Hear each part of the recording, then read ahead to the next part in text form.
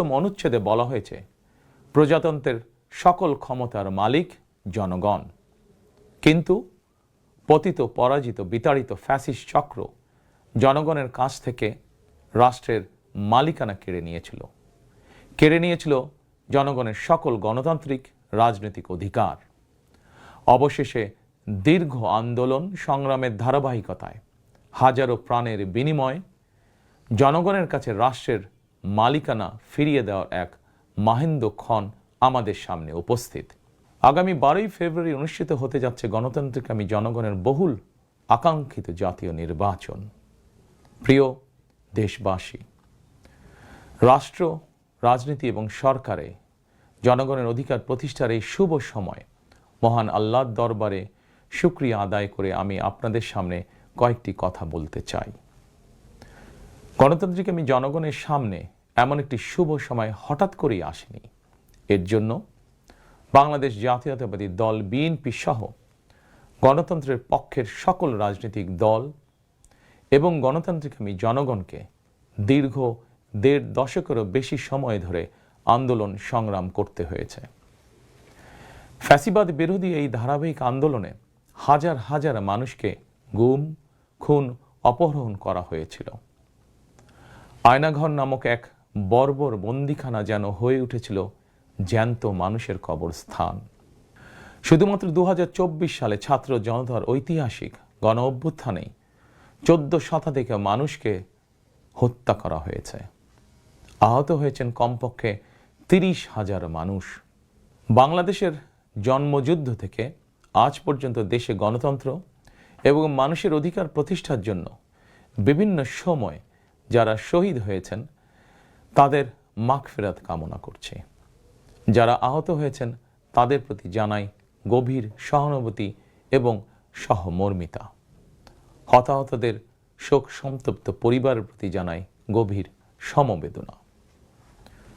প্রিয় দেশবাসী, 1971 সালের স্বাধীনতা অর্জনের যুদ্ধ, 1975 সালের 7ই নভেম্বরের আধিপত্যবাদ ও তাবেদার অপশক্তি বিরোধী বাংলাদেশ, 90-এর স্বৈরাচার বিরোধী আন্দোলন, শাপলা চত্বরের গণহত্যা কিংবা সর্বশেষ 2024 সালের স্বাধীনতা রক্ষার যুদ্ধ, ইতিহাসের এমন প্রতিটি বাঁকে হাজারো লক্ষ মানুষ অকাতরে জীবন দিয়েছেন।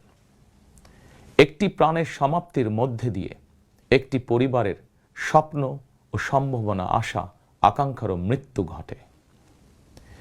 এই মানুষগুলো কেন এমন অকাতরে জীবন দিয়েছিলেন? কি ছিল তাদের চাওয়া? কোনো কিছু দিয়েই মৃত্যুর প্রতিদান হয় না। তাহলে কি এত প্রাণের বিসর্জন বৃথা হয়ে যাবে? না, অবশ্যই বৃথা যেতে দিতে পারি না। আমরা যারা এখনো আল্লাহর রহমতে বেঁচে আছি, আমাদের উচিত সকল শহীদদের আকাঙ্ক্ষিত বাংলাদেশ প্রতিষ্ঠা করা। একটি ন্যায়ভিত্তিক, মানবিক, নিরাপদ, গণতান্ত্রিক বাংলাদেশ প্রতিষ্ঠার মাধ্যমে আমরা দেশ এবং জনগণের জন্য উৎসর্গকৃত সকল প্রাণের প্রতিদান দেবার চেষ্টা করতে পারি। প্রিয় দেশবাসী, বাংলাদেশ প্রায় 20 কোটি মানুষের জনবহুল দেশ। দেশের মোট জনশক্তির অর্ধেকের বেশি নারী। জনসংখ্যার 4 কোটির বেশি তারুণ্য, 5 কোটির বেশি শিশু, 40 লাখের বেশি প্রতিবন্ধী মানুষ, কোটি কোটি শ্রমিক, কৃষক। এই সকল শ্রেণী পেশার মানুষের আকাঙ্ক্ষা বাস্তবায়ন করতে ব্যর্থ হলে শেষ পর্যন্ত খোদ রাষ্ট্রযন্ত্রই দুর্বল হয়ে পড়বে। নাগরিকদের দুর্বল রেখে রাষ্ট্র কখনোই শক্তিশালী হয়ে উঠতে পারে না। জনগণের রাজনৈতিক এবং অর্থনৈতিক ক্ষমতা নিশ্চিত করা না গেলে দেশে ডেমোক্রেসি, ডেভেলপমেন্ট কিংবা ডিসেন্ট্রালাইজেশন কোনো কিছুরই টেকসই হবে না। আমি মনে করি জনগণের রাজনৈতিক ক্ষমতায়নের পূর্ব শর্ত নাগরিকদের সরাসরি ভোটের অধিকার প্রয়োগের মাধ্যমে স্থানীয় পরিষদের মেম্বার থেকে শুরু করে জাতীয় সংসদ সদস্য পর্যন্ত প্রতিনিধি নির্বাচনের ক্ষমতা অর্জন। প্রতিটি নাগরিকের হারানো রাজনৈতিক ক্ষমতা পুনরুদ্ধারের জন্য আগামী 12ই ফেব্রুয়ারি নির্বাচন একটি বড় সুযোগ। প্রিয় দেশবাসী, এই উপলব্ধি এবং বাস্তবতাকে সামনে রেখে দেশের নাগরিকদের রাজনৈতিক এবং অর্থনৈতিক ক্ষমতা নিশ্চিত করার লক্ষ্যে ইতিমধ্যেই বিএনপির নির্বাচনী ইশতেহার ঘোষণা করা হয়েছে। প্রতিটি সেক্টর এবং প্রতিটি শ্রেণী পেশার মানুষকে লক্ষ্য করে একটি স্বনির্ভর বাংলাদেশ বিনির্মাণের জন্য আমরা আমাদের পরিকল্পনা সাজিয়েছি। বর্তমান প্রজন্মের সামাজিক, অর্থনৈতিক, রাজনৈতিক অধিকার পুনর্বহাল এবং ভবিষ্যৎ প্রজন্মের জন্য একটি নিরাপদ মানবিক বাংলাদেশ প্রতিষ্ঠার লক্ষ্য নিয়েই চূড়ান্ত করা হয়েছে বিএনপির সকল পরিকল্পনা। বিশেষ করে দেশের সকল তরুণ তরুণী, বেকার জনগোষ্ঠী এবং নারীদের জন্য দেশে বিদেশে কর্মসংস্থান এবং কর্ম পরিবেশ নিশ্চিত করাই এবার বিএনপির প্রথম এবং প্রধান অগ্রাধিকার। আমি ইশতেহারে উল্লেখিত কয়েকটি বিষয় খুব সংক্ষিপ্তভাবে আজ আবারও দেশবাসীর সামনে তুলে ধরতে চাই। প্রিয় দেশবাসী, বেকার সমস্যা নিরসনের লক্ষ্যে ব্যাংক, বিমা, পুঁজিবাজার সহ দেশের অর্থনৈতিক খাতের সার্বিক সংস্কার, অঞ্চল ভিত্তিক অর্থনীতিকে চাঙা করা এবং শিল্প ও বাণিজ্যে দেশি বিদেশি বিনিয়োগ বৃদ্ধির মাধ্যমে দেশে বিদেশে 1 কোটি কর্মসংস্থান তৈরির লক্ষ্যমাত্রা নির্ধারণ করা হয়েছে। এভাবে পর্যায়ক্রমিকভাবে 1 কোটি কর্মসংস্থান তৈরির লক্ষ্যমাত্রা অর্জনের জন্য কয়েকটি সেক্টরকে বিশেষভাবে চিহ্নিত করে নতুন কর্মসংস্থান তৈরির উপায় এবং কর্মকৌশল নির্ধারণ করা হয়েছে। এরই অংশ হিসাবে দেশব্যাপী কারিগরি এবং ব্যবহারিক শিক্ষা প্রদানের মাধ্যমে বেকার জনগোষ্ঠীকে দক্ষ জনশক্তিতে রূপান্তরিত করা হবে। কলেজ, মাদ্রাসা, বিশ্ববিদ্যালয় বিনামূল্যে স্কিলস ডেভেলপমেন্ট, ফ্রিল্যান্সিং এবং আউটসোর্সিং প্রশিক্ষণ প্রদান করা হবে, যাতে করে বেকার যুবক কিংবা তরুণ তরুণীরা দেশে বিদেশে উচ্চ বেতনের চাকরির জন্য প্রস্তুত হয়ে সরাসরি কর্মক্ষেত্রে কর্মসংস্থানে যুক্ত হতে পারেন। প্রতিটি অঞ্চল ভিত্তিক স্থানীয়ভাবে বিখ্যাত এবং ঐতিহ্যবাহী পণ্যের উৎপাদন এবং বাজারজাতকরণের জন্য বিশেষ উদ্যোগ নেওয়ার প্রস্তুতি রয়েছে। স্থানীয় কুটির শিল্প ও এসএমই খাত বিকশিত করার জন্য সহজ এবং স্বল্প সুদে ঋণ সুবিধা দেওয়ার পরিকল্পনা আমাদের রয়েছে। বৈশ্বিক ই-কমার্স প্ল্যাটফর্মের পণ্য রফতানির লক্ষ্যে বেসরকারি শিল্প সম্প্রসারণ ও কর্মসংস্থান সৃষ্টির সহায়ক উদ্যোগ নেওয়ার পরিকল্পনা নেওয়া হয়েছে। সাইবার নিরাপত্তা, outsourcing, data processing, artificial intelligence, semiconductor সহ আইটি সেক্টরে নতুন শিল্প গড়ে তোলার পরিকল্পনা নেওয়া হয়েছে। এইসব সেক্টরে প্রতি বছর সরাসরি 2 লক্ষ এবং ফ্রিল্যান্সিং, ক্রিয়েটিভ ইন্ডাস্ট্রি ও কন্টেন্ট ক্রিয়েশনের মাধ্যমে পরোক্ষভাবে আরও 8 লক্ষ কর্মসংস্থান তৈরির লক্ষ্যমাত্রা নির্ধারণ করা হয়েছে। প্রিয় দেশবাসী, বিভিন্ন পরিসংখ্যান অনুযায়ী বর্তমানে দেশে বেকারের সংখ্যা 27 লাখের বেশি। এর মধ্যে প্রায় 9 লক্ষ রয়েছেন স্নাতক ডিগ্রিধারী উচ্চশিক্ষিত বেকার। এদের মধ্যে প্রায় 22% তরুণ তরুণী কোনো প্রকার শিক্ষা, চাকরি ও প্রশিক্ষণে সম্পৃক্ত নয়। এই বিপুল সংখ্যক বেকারের অধিকাংশই 15 থেকে 29 বছর বয়সী। 12 ফেব্রুয়ারি নির্বাচনে জনগণের রায় বিএনপি সরকার গঠন করতে সক্ষম হলে বিএনপি শিক্ষিত তরুণ তরুণীদের জন্য 6 মাস থেকে সর্বোচ্চ 1 বছর কিংবা কর্মসংস্থান না হওয়া পর্যন্ত বিশেষ আর্থিক ভাতা প্রদান করার সিদ্ধান্ত নিয়েছে। আমরা মনে করি এই বেকার ভাতা হয়তো একজন শিক্ষিত বেকারকে সে উদ্যোগে কর্মসংস্থান সৃষ্টির ক্ষেত্রে সক্ষমতা অর্জনেও সহায়ক ভূমিকা রাখবে। প্রিয় দেশবাসী, দেশের অর্ধেক জনশক্তির বেশি নারী শক্তিকে রাষ্ট্র, রাজনীতি, অর্থনীতির মূলধারার বাইরে রেখে দেশের অগ্রগতি সম্ভব নয়। দেশে প্রায় 4 কোটি পরিবার রয়েছে।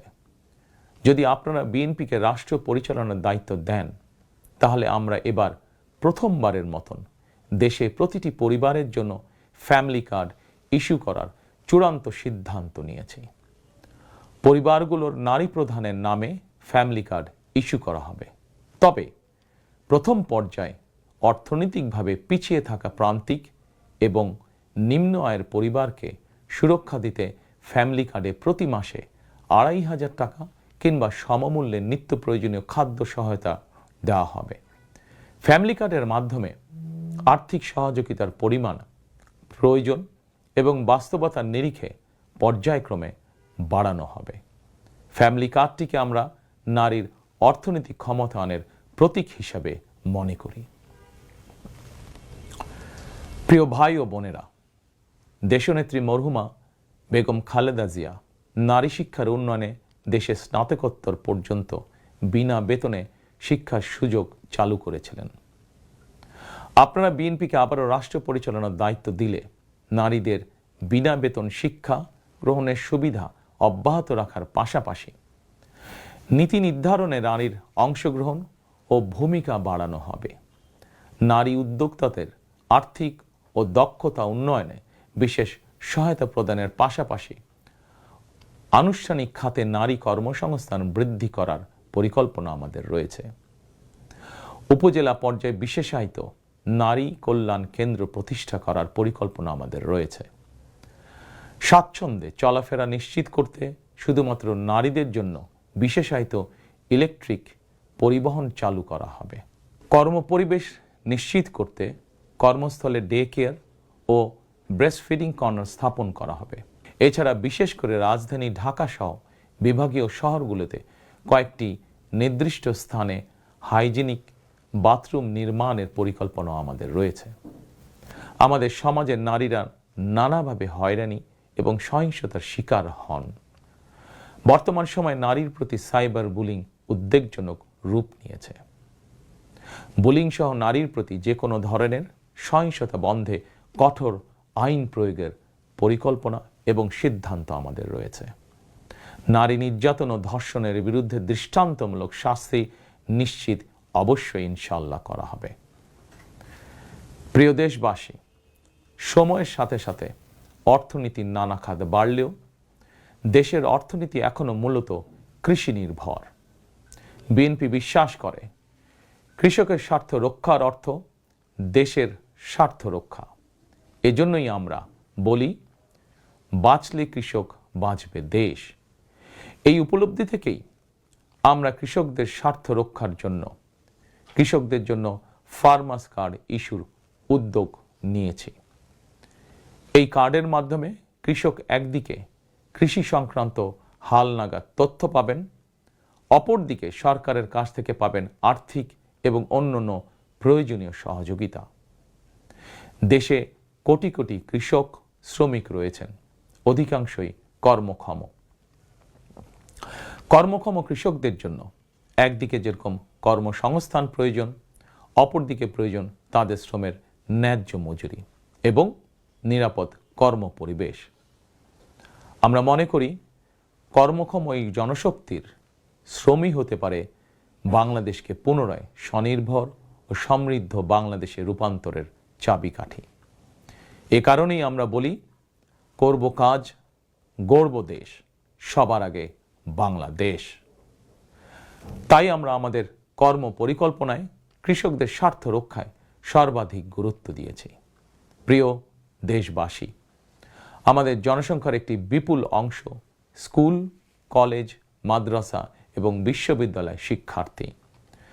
জ্ঞান, বিজ্ঞান আর তথ্য প্রযুক্তির এই বিকাশমান বিশ্বে বাংলাদেশের কোটি কোটি শিক্ষার্থী, এইসব তরুণ তরুণীরাই বদলে দিবে আগামীর বাংলাদেশ।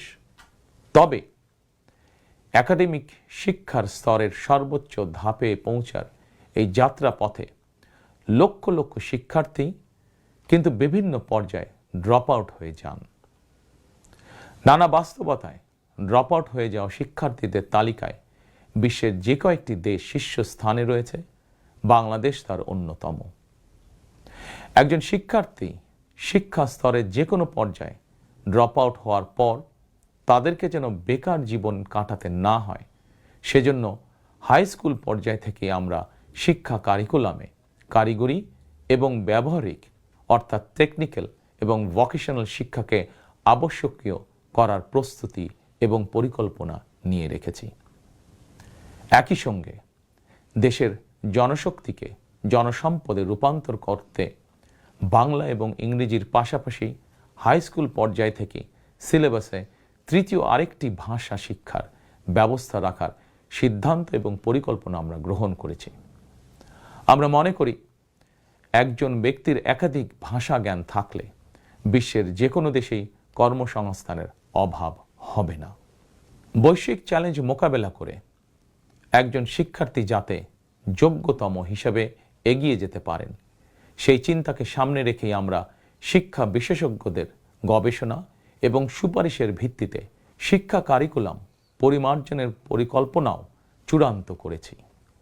আমরা শিক্ষা কারিকুলাম এমনভাবে ঢেলে সাজানোর প্রস্তুতি নিয়েছি যাতে সকল শিক্ষার্থী শিক্ষা স্তরের প্রতিটি ধাপে একাডেমিক জ্ঞানের পাশাপাশি একটি বিশেষ কারিগরি ব্যবহারিক শিক্ষার দক্ষতাও অর্জন করতে সক্ষম হন। প্রিয় দেশবাসী, আমরা রিজিকে বিশ্বাস করি এবং সাধারণত আমরা রিজিক বলতে খাওয়া দাওয়া কিংবা অর্থ সম্পদকে বুঝি। তবে ধর্মীয় দৃষ্টিতে রিজিকের একাধিক স্তর রয়েছে। সবচেয়ে গুরুত্বপূর্ণ একটি স্তর হচ্ছে মানুষের শারীরিক ও মানসিক সুস্থতা। শারীরিক ও মানসিক সুস্থতার জন্য আমরা জনগণের স্বাস্থ্য সেবা নিশ্চিত করার কার্যকর উদ্যোগ এবং পরিকল্পনা গ্রহণ করেছি। জনগণের দৌড়গোড়ায় চিকিৎসা সেবা পৌঁছে দিতে prevention is better then cure, অর্থাৎ প্রতিকারের চেয়ে প্রতিরোধী উত্তম, আমরা এই নীতিতে প্রবর্তন করতে চাই। এই লক্ষ্যে আমরা প্রাথমিক স্বাস্থ্য ও চিকিৎসা কোর্স সম্পন্ন করিয়ে সারা দেশে 1 লক্ষ হেলথ কেয়ার নিয়োগ দেওয়ার পরিকল্পনা গ্রহণ করেছি। নিয়োগ পাওয়া হেলথ কেয়ারদের শতকরা 80% হবেন নারী সদস্য।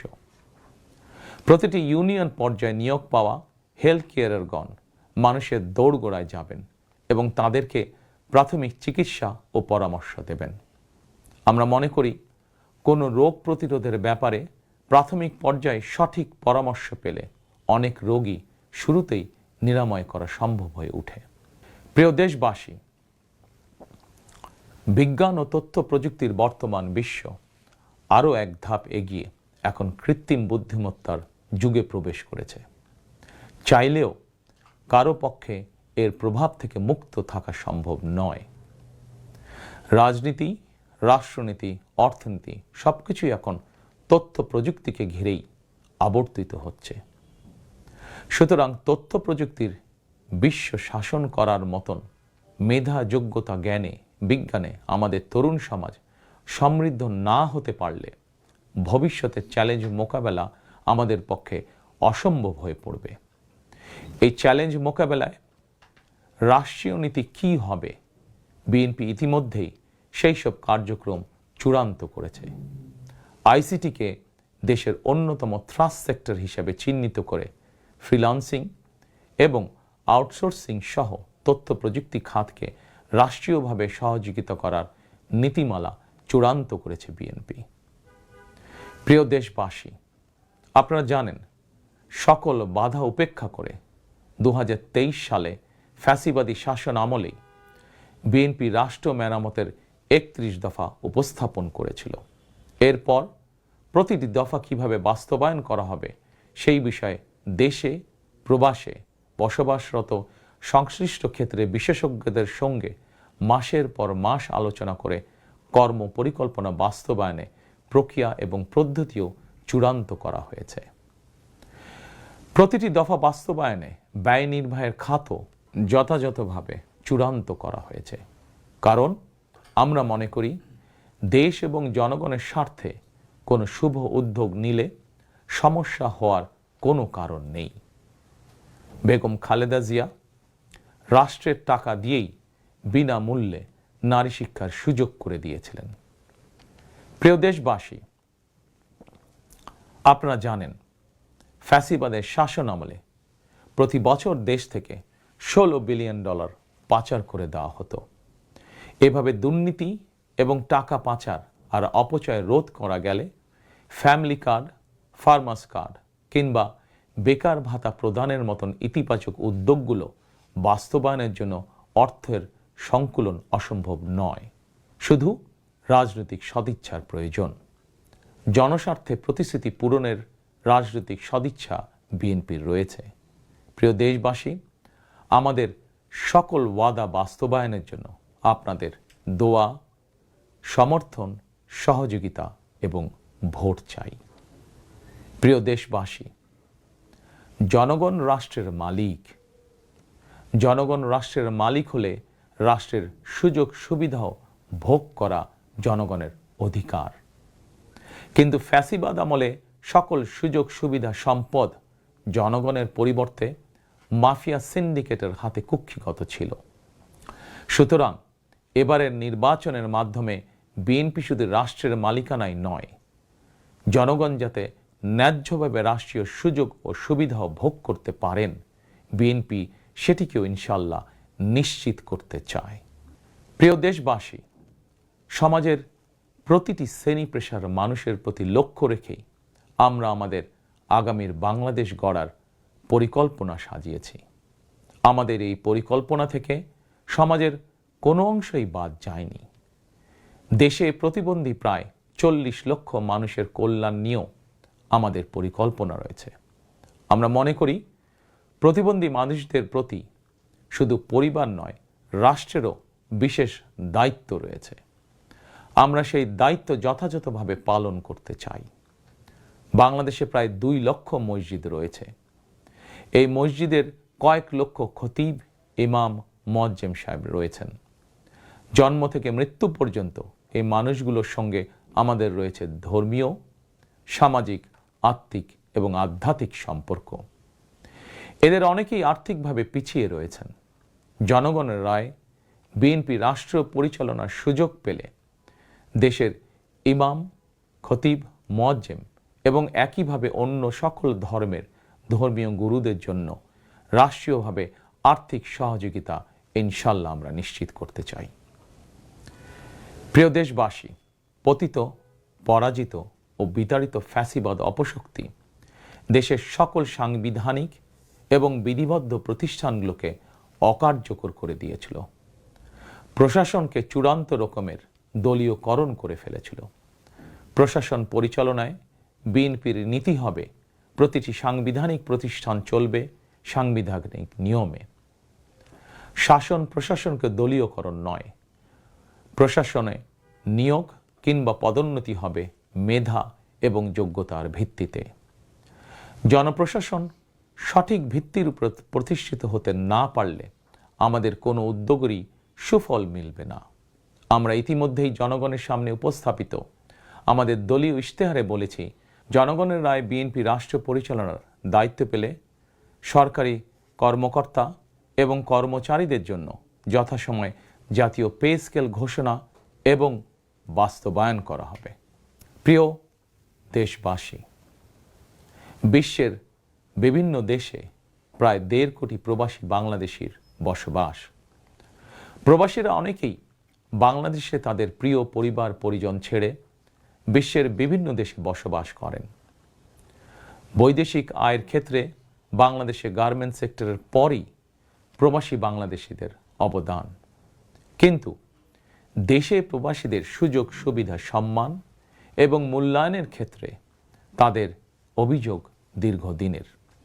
দেশে বিদেশে প্রবাসীদের সম্মান, সুযোগ সুবিধা, সুরক্ষা, অধিকার নিশ্চিত করার লক্ষ্যে এবার আমরা প্রবাসী কার্ড প্রবর্তনের পরিকল্পনা গ্রহণ করেছি। এই কার্ডের মাধ্যমে দেশে প্রবাসীদের অর্থনৈতিক বিনিয়োগ সুরক্ষা এবং বিমানবন্দরে তাদের হয়রানি বন্ধ সহ কয়েকটি সুবিধা বিদ্যমান থাকবে ইনশাআল্লাহ।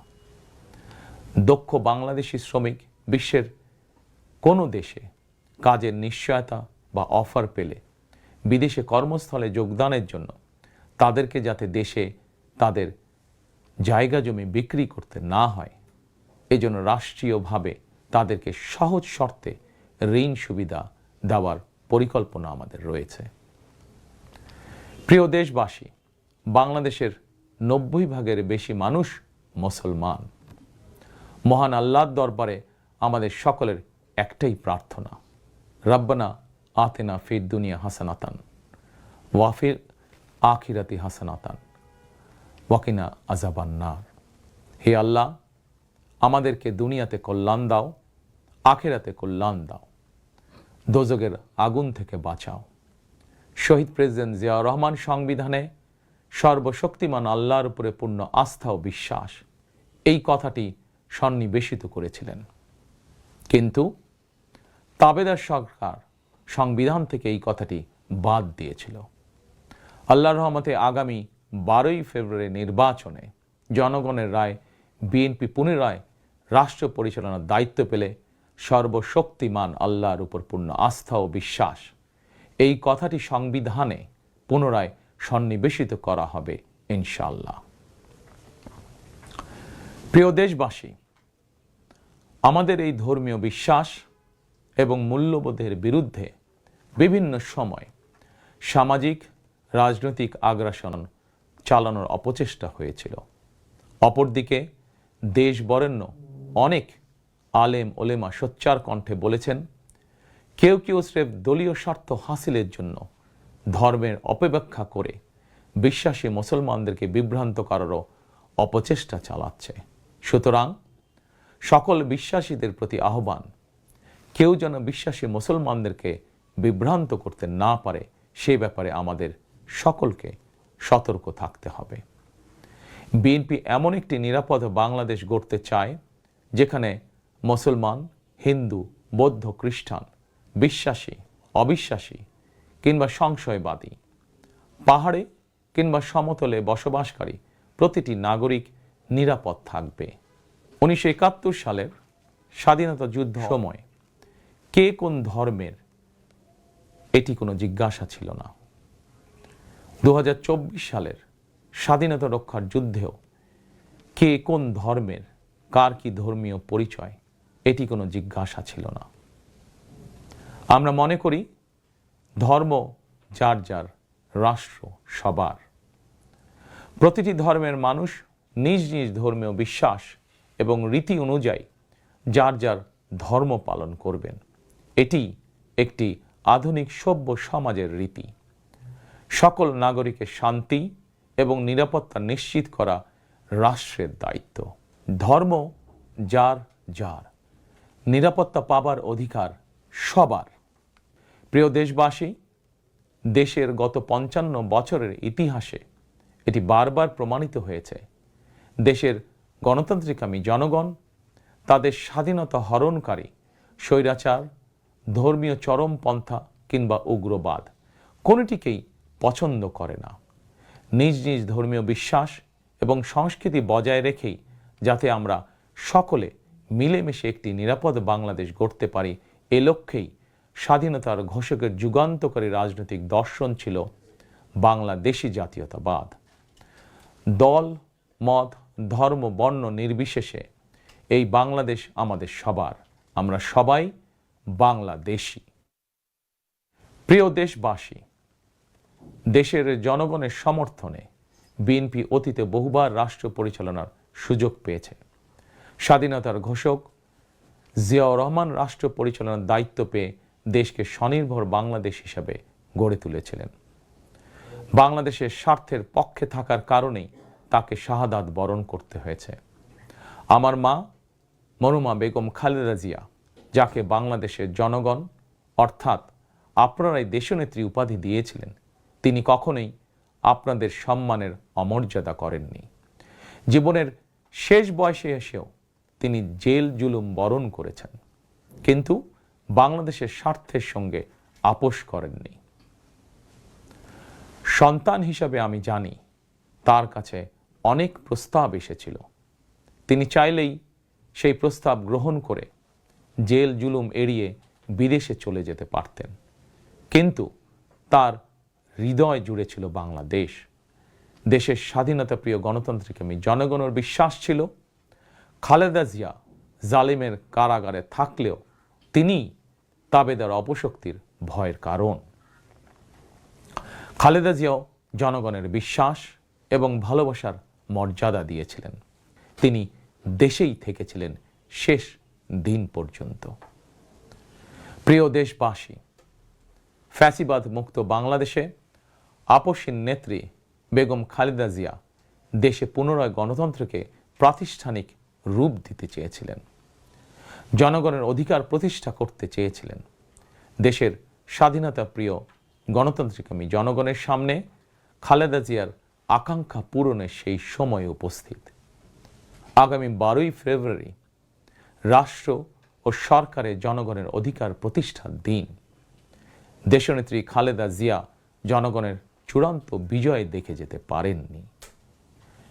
প্রিয় দেশবাসী, সারা দেশের সকল ছাত্র জনতা, কৃষক, শ্রমিক, রিক্সা চালক, গার্মেন্টস কর্মী, ফুটপাতের হকার থেকে শুরু করে শিক্ষক, সাংবাদিক, শিল্পী, বুদ্ধিজীবী, পেশাজীবী, শ্রমজীবী, সরকারি বেসরকারি চাকরিজীবী, ব্যবসায়ী কিংবা শিল্প উদ্যোক্তা এবং দেশের সকল মায়েরা, বোনেরা, সবার কাছে আমার বিনীত আবেদন, আপনারা যারা শহীদ জিয়াকে ভালোবাসেন, দেশনেত্রী বেগম খালেদা জিয়াকে ভালোবাসেন, স্বাধীনতা ও গণতন্ত্রকে ভালোবাসেন, আগামী 12ই ফেব্রুয়ারি জাতীয় নির্বাচনে আপনারা ধানের শীষকে বিজয় করুন।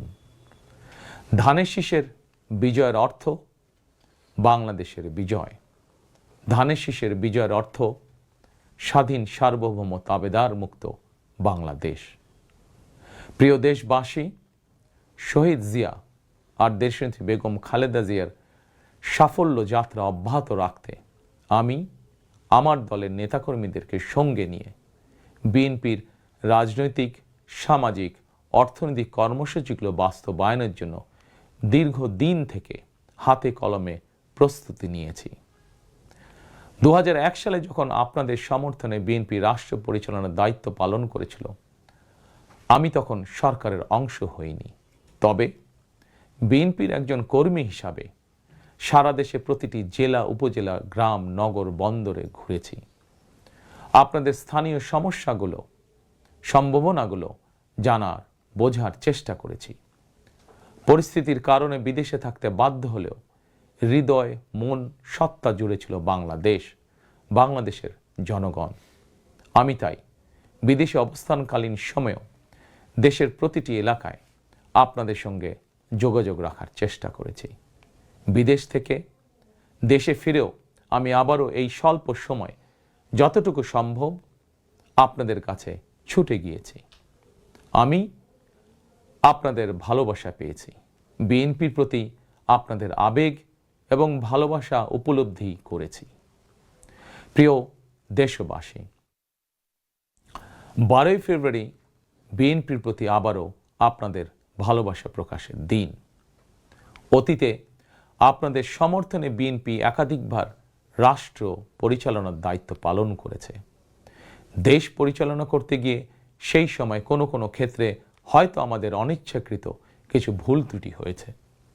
সেজন্য আমি দেশবাসীর কাছে আন্তরিকভাবে দুঃখ প্রকাশ করছি।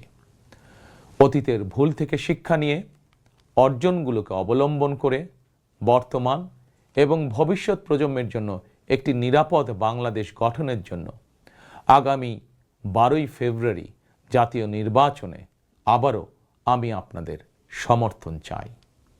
আমি দেশ এবং জনগণের জন্য, আপনার এবং আপনার পরিবারের সদস্যদের জন্য যেসব পরিকল্পনা গ্রহণ করেছি, প্রতিটি পরিকল্পনা বাস্তবায়নের জন্য ধানের শীষে আপনাদের সমর্থন এবং আপনাদের ভোট চাই। প্রিয় দেশবাসী, প্রতিটি পরিকল্পনা বাস্তবায়নের জন্য কঠোরভাবে দুর্নীতি নিয়ন্ত্রণ, আইনের শাসন প্রতিষ্ঠা এবং জনগণের কাছে রাষ্ট্র এবং সরকারকে দায়বদ্ধ রাখার কোনোই বিকল্প নেই। রাষ্ট্র পরিচালনায় আপনাদের সমর্থন পেলে দেশের আগামী দিনে সরকার হবে জনগণের কাছে দায়বদ্ধ। দেশে দুর্নীতি নিয়ন্ত্রণে যতটা কঠোর হওয়া যায় বিএনপি সরকার ইনশাল্লাহ ততটাই কঠোর হবে।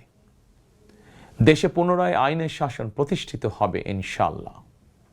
দেশবাসীর কাছে এটি আমার অঙ্গীকার, বিএনপির অঙ্গীকার। আপনাদের কাছে আমার অঙ্গীকারের কারণ আপনারাই বিএনপির সকল রাজনৈতিক ক্ষমতার উৎস। প্রিয় দেশবাসী, ফ্যাসিবাদ আমলে 2024 সালের 7ই জানুয়ারি তথাকথিত ডামি নির্বাচনে আমি আপনাদের প্রতি আহ্বান জানিয়ে বলেছিলাম 7ই জানুয়ারি সারাদিন পরিবারকে সময় দিন। বর্তমানে ফ্যাসিবাদ মুক্ত বাংলাদেশে অনুষ্ঠিত জাতীয় নির্বাচনে এবার দেশবাসীর প্রতি আমার আহ্বান, আপনাদের প্রতি আমার বিনীত আবেদন, 12ই ফেব্রুয়ারি সারাদিন ধানের শীষে ভোট দিন। তারুণ্যের প্রথম ভোট ধানের শীষের জন্য হোক। প্রিয় দেশবাসী, গণতন্ত্রকামী প্রিয় ভাই ও বোনেরা, 12ই ফেব্রুয়ারি আপনারা ধানের শীষের প্রার্থীদের দায়িত্ব নিন। 13 তারিখ থেকে আপনাদের নির্বাচিত এমপিরা আপনাদের দায়িত্ব নেবে। নির্বাচিত প্রতিনিধিরা আপনাদের দায়িত্ব ঠিক মতন পালন করছে কিনা সেটি নিশ্চিত করার দায়িত্ব আমি নেব ইনশাল্লাহ। 12ই ফেব্রুয়ারি যদি আপনাদের সমর্থন পাই তাহলে রাষ্ট্র পরিচালনায় বিএনপির মূল মন্ত্র থাকবে মহানবীর মহান আদর্শ ন্যায়পরায়ণতা। 12ই ফেব্রুয়ারি জনগণের বাংলাদেশে জনগণের অধিকার প্রতিষ্ঠার এই দিনে আমি আল্লাহর দরবারে ধানের শীষের বিজয় কামনা করে আমার বক্তব্য শেষ করছি। 12ই ফেব্রুয়ারি সারাদিন ধানের শীষে ভোট দিন। আল্লাহ হাফেজ। বাংলাদেশ জিন্দাবাদ, বাংলাদেশ জাতীয়তাবাদী দল জিন্দাবাদ। চলনবিল প্রবাহ, মা মাটি মানুষের কণ্ঠ।